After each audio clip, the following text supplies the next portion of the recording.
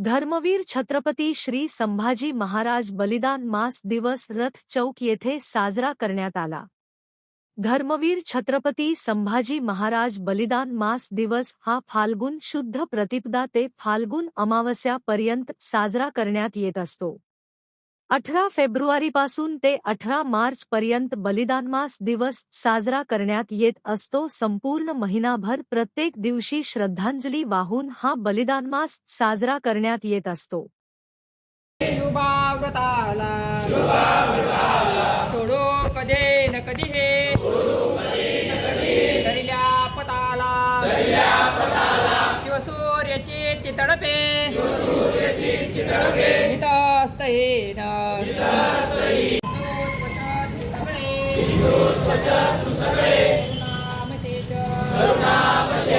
विघ्ने असंख्य जरी